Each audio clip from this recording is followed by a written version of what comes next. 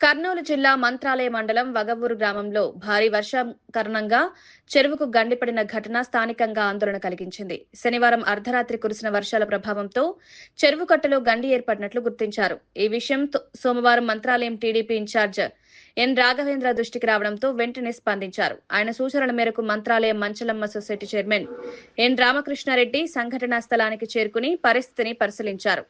అధికారులతో పాటు గ్రామ ప్రజలను సమన్వయం చేస్తూ తక్షణమే గండి పూడ్చే పనులను ప్రారంభించారు.